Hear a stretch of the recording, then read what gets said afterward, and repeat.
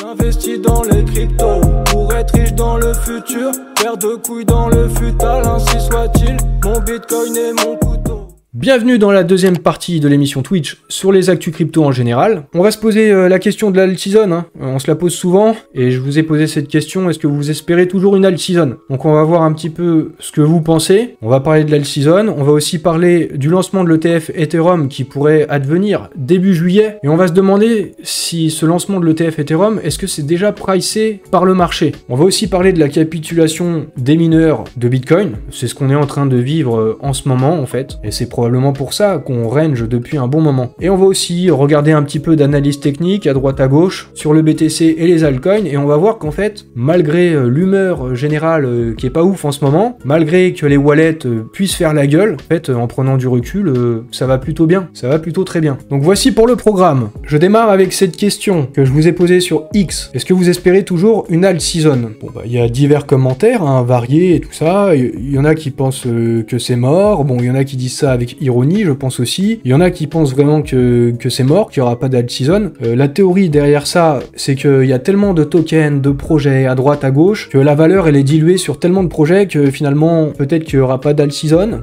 Peut-être que les capitaux se concentreraient sur les ETF. Voilà, c'est un peu les théories qui vont dans le sens qu'il n'y aurait pas d'alt season. Je vous ai posé aussi la question dans un sondage. C'est toujours mieux pour évaluer la vie des gens. Un peu plus de 1000 répondants à ce sondage, c'est quand même pas mal pour avoir une évaluation. Et vous êtes quand même majoritairement 72% à penser que oui, il y aura bien une alt season. C'est ce que je pense aussi. Et j'ai remarqué quelque chose, alors attention, on va pas s'emballer, c'est pas pour ça qu'il faut être direct to the moon, bullish, etc. Mais j'ai remarqué quelque chose, là, ces derniers jours, il s'est passé un truc, il y a Bitcoin qui a corrigé, et les alts sont partis à la hausse, malgré la correction du BTC. Et j'avais pas vu ça depuis tellement longtemps que ça m'a marqué. Je vous avoue, je regarde très régulièrement, je surveille des cryptos, je regarde mon wallet, d'autres cryptos aussi, je surveille un peu, et je fais ça à peu près tous les jours, même si peut-être qu'il faudrait pas, pour les émotions, pour tout ça, mais bon, maintenant je suis blindé, du coup, vu que je fais ça tous les jours depuis très longtemps, et ça me permet de remarquer ça. Là, on voit ça, c'est assez clair, il y a eu une hausse des alts, alors que le BTC a corrigé. Alors, je vous le fais remarquer, même si on peut pas en tirer de grandes conclusions, et maintenant, je passe aux ETF,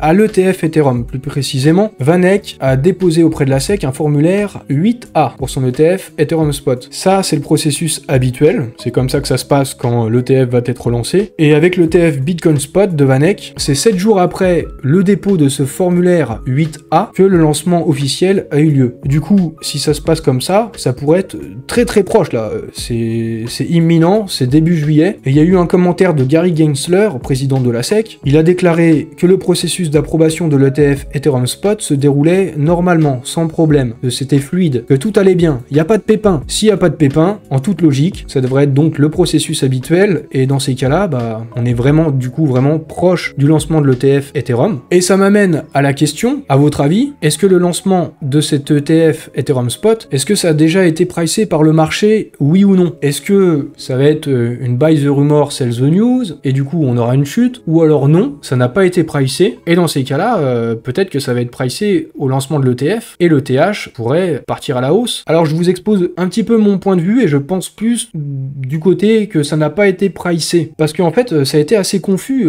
sur cet ETF Ethereum. Alors, à partir, je crois, du mois de mars, février-mars, on a commencé à se dire que ça sentait bon, que ce serait validé, cet ETF, pour Ethereum. Puis finalement, le temps s'est écoulé et les gens sont devenus de plus en plus pessimistes. D'après même des experts, on a commencé à se dire qu'en fait, non, ce serait pas validé. Et c'est finalement quelques jours avant la date butoir, je crois que c'était le 23 mai, finalement, la tendance s'est inversée, l'ETF Ethereum a été validé, d'un coup il y a eu plus 20%, là ça aurait pu correspondre à un pricing du marché de l'ETF Ethereum Spot, mais finalement c'est redescendu par la suite, il y a eu la correction, on sait pas bien si c'est dû à la correction du marché crypto, ou parce qu'en fait, il n'y a pas eu de lancement de l'ETF Ethereum Spot. Du coup, est-ce que c'est pricé, est-ce que c'est pas pricé? Bah je suis pas sûr, je pense que ça n'a pas été pricé, mais c'est assez confus, c'est assez dur à dire. Et je vous ai aussi posé la question dans un sondage, et on voit qu'en fait c'est assez partagé. Également de votre côté, 33% qui pensent que ça a déjà été pricé, 40 54% quand même une majorité qui pense que ça n'a pas encore été pricé, et quand même 22% qui ne savent pas. Finalement,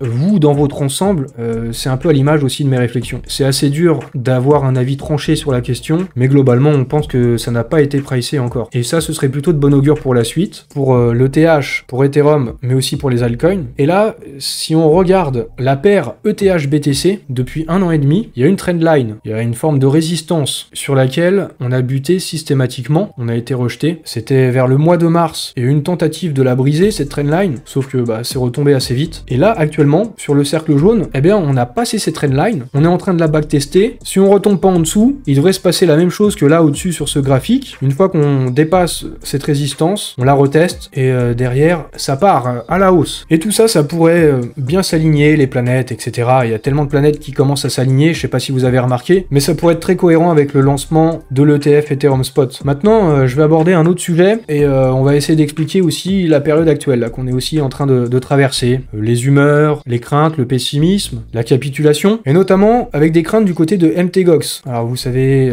ou si vous savez pas, je vous l'apprends. MTGOX, en gros, c'est la même chose qui s'est passé avec FTX, c'était un exchange en 2014. Ils ont mis la clé sous la porte, ils avaient plein de clients à rembourser, et là, ils vont commencer à rembourser leurs clients début juillet, pour 9 milliards de dollars de Bitcoin et de Bitcoin Cash. Alors ça engendre des craintes d'une pression baissière. Également, dans ce sens-là aussi, il y a le gouvernement allemand qui a saisi lors d'enquêtes policières, peut-être du blanchiment d'argent, des trafics illégaux, etc. Ils saisissent du BTC, et ils ont plus de 50 000 BTC. Je crois que ça fait pas loin de 3 milliards en dollars. Et là, récemment, ils ont envoyé des BTC 400 sur Coinbase et sur Kraken, probablement en vue de les vendre. Donc ça aussi, ça pourrait faire craindre une pression baissière. Et c'est aussi le cas avec le gouvernement US. Là, ils ont encore beaucoup plus de Bitcoin, 213 000, et ils en ont envoyé 3 940 sur Coinbase, probablement aussi pour en vendre. Donc peut-être aussi, ils sont déjà en train d'en vendre, il y a des craintes, et ça peut être en partie pour ça que le prix est en train de ranger sur le BTC. Sachant qu'en fait, la nouvelle d'MTGOX, ça date pas juste de là, hein. On avait déjà appris ça au mois de mai. Donc peut-être que ça, en l'occurrence, c'est déjà quelque chose qui a été pricé par le marché. Personnellement, les ventes des saisies du côté du gouvernement allemand, du gouvernement US, ou les remboursements de clients de MTGOX, ça me fait pas trop peur. Par contre, je remarque, c'est souvent dans les périodes de peur comme ça qu'il y a ces nouvelles-là qui ressortent. Peut-être aussi pour entretenir la peur. Je suis pas forcément partisan du fait qu'il y a des gens qui tirent les ficelles des marchés financiers derrière, et du coup qui créeraient ce genre de choses. Mais bon, on peut quand même constater que c'est souvent dans ces périodes-là qu'il y a ces nouvelles négatives. Peut-être que ça permet à d'autres d'accumuler du BTC sur ces périodes-là. Mais je pense que ce qui explique le plus le range actuel, ou la correction globalement, le range du BTC, c'est probablement la capitulation des mineurs. Et en fait, ça c'est quelque chose qui se passe à chaque cycle après le halving. Ce qui se passe avec le halving, vous savez, les récompenses des mineurs, c'est divisé par 2. C'était 6,5 Bitcoin avant le 20 avril, et puis après le 20 avril, après le halving, c'est passé à 3,25 BTC de récompense pour valider un bloc. Du coup, ça fait 2 fois moins de revenus. Comme nous le dit là Money Radar, les mineurs sont passés de 107 millions de dollars par jour de revenus à 30 millions après le halving. Du coup, c'est des entreprises, ils ont des coûts, ils ont des employés, et ils ont besoin d'avoir des rentrées d'argent, ce qui les oblige à vendre leur BTC, et à en vendre plus, et en espérant survivre. Les mineurs les plus faibles ne vont pas survivre, les mineurs les plus faibles sont obligés de vendre, c'est là aussi on appelle les mains faibles, c'est pas forcément péjoratif, hein, c'est juste que à ce moment-là, c'est les entreprises les plus faibles, en l'occurrence là avec les mineurs, et je pense que c'est ça qui explique tout simplement la correction. On attend que les mineurs capitulent, une fois que les plus faibles auront été éliminés, ce qui se passe généralement comme à chaque cycle, c'est une hausse, et c'est là qu'on peut commencer à aborder la vraie hausse, ce que certains appellent le bull run, quoi, l'euphorie, le vrai bull run, les vrais profits. Donc on attend cette capitulation des mineurs. Et pendant ce temps-là, comme je vous disais un peu plus tôt, il y en a d'autres qui accumulent. Les whales, les baleines, comme MicroStrategy, eux de toute façon contre vents et marées, ils accumulent. Mais du coup, ce qui se passe, c'est que pendant que les mineurs vendent, pendant qu'il y a du pessimisme, pendant qu'il y a des nouvelles qui font craindre une baisse, du coup il y a des ventes, et dans l'autre sens, il y a des achats. Et c'est ça qui fait qu'on range. C'est ça qui fait qu'on va ni à la hausse, ni vraiment à la baisse. En fait, les BTC changent de main, tout simplement, avant le feu d'artifice. Et maintenant, on va regarder quelques analyses techniques et faire quelques projections, comme par exemple là avec Deepwell, et lui, il voit des targets sur le BTC pour juillet-août de 82 à 86 000 dollars. Du côté de Titan of Crypto, lui, il a d'autres cibles entre 96 000 et 110 000 dollars comme prochaine grosse target. C'est une fourchette assez large, et puis il donne pas non plus de période de temps. Mais peu importe ces targets finalement qui sont un petit peu court terme, peut-être le mieux à faire c'est toujours de prendre du recul. Je pense que vous êtes nombreux à le savoir. Et regardons ce qui se passe sur le BTC sur les 3 derniers cycles. Quand on regarde ce qui s'est passé, 2016, 2020, 2024, en fait on est au même point. On est sur cette petite, ça peut être une grosse correction au moment où on y est, mais quand on prend du recul, c'est une petite correction habituelle quand on atteint ce niveau. Et puis derrière ça pump. Hein, voilà, je pense que j'ai pas besoin de faire d'énormes commentaires, de m'étaler. Vous voyez ça à l'écran. Et c'est la même chose du côté des altcoins. Peut-être que ça peut en rassurer certains hein, qui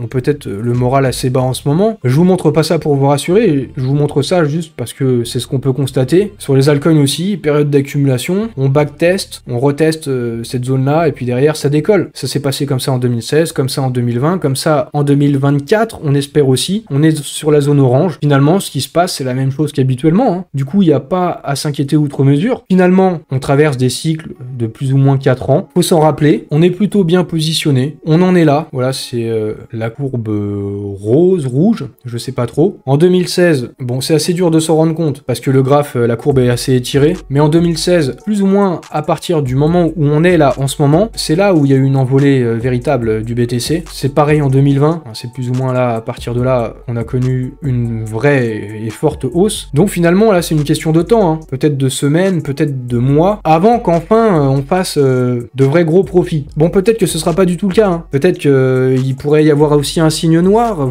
vous savez très bien, depuis quelques années, c'est vraiment la merde, hein. Entre les crises de ceci, des crises de cela, des épidémies, des guerres, on a des signes noirs, normalement, qui sont rares. Un signe noir, c'est quelque chose qui n'arrive pas souvent, c'est quelque chose d'imprévisible. Mais bon, ces derniers temps, c'est assez régulier, donc c'est toujours possible, mais normalement, de bonnes choses sont à venir, rappelons-nous de cela. Et pour le court terme, mon analyse, mon évaluation de ce que je vois depuis quelques temps sur Twitter, sur le Twitter français principalement, il y a 2 tendances qui émergent. Ceux qui pensent que le BTC va continuer de corriger jusqu'à 51 000 $, et du coup les alts pourraient continuer de prendre cher. Après c'est aussi une occasion de recharger avant la forte hausse. Et puis il y a ceux qui pensent que le BTC va repartir doucement à la hausse au cours de l'été, avec une poussée notamment de l'ETH, peut-être bien alignée avec le lancement de l'ETF Ethereum, et ça pourrait aussi aller de pair avec une hausse des alts, peut-être un début d'alt season. Dans tous les cas, je pense que même si dans un premier temps, peut-être à court terme, ça pourrait toujours corriger jusqu'à 51 000 $, dans tous les cas, sauf signe noir, vous avez compris, je pense quand même on va de toute façon se diriger vers une hausse du BTC et une probable accélération à la fin de l'été, voire au début de l'automne. Je termine avec une petite nouvelle qu'il faut quand même noter. Un dépôt d'ETF sur Solana au Canada et également aux États-Unis, un dépôt d'ETF de Van Eck sur un ETF Solana. Donc voilà, j'ai appris la nouvelle tout à l'heure, j'ai pas grand chose à dire, mis à part le fait que c'est un forme S1. Pour l'instant, on n'a pas de date, on n'a rien pour savoir quand est-ce qu'il devrait y avoir une décision de la SEC. Pour l'instant, on sait rien, on sait pas grand chose. Donc va falloir suivre ça, mais une première intuition, c'est que peut-être au moment d'une éventuelle validation ou une invalidation, un rejet de cet ETF sur Solana, ça pourrait peut-être marquer le top sur ce cycle. Je me dis, c'est une éventualité. Retenons ça, voilà, et puis on verra bien. C'est la fin de l'émission sur les actus crypto en général. Vous pouvez liker la vidéo, vous pouvez commenter, tout ça c'est très bon pour les algorithmes. Vous pouvez vous abonner à ma chaîne, Mon Bitcoin et mon couteau, sur YouTube. Vous pouvez aussi vous abonner sur Twitch, activer les notifications, tout ça. J'espère que vous avez apprécié. Si c'est le cas, n'hésitez pas à le faire savoir. Et l'émission est maintenant terminée. Je vous souhaite donc une bonne soirée et je vous dis salut à tous, à la prochaine, restez connectés, abonnez-vous, etc. Lâchez des likes.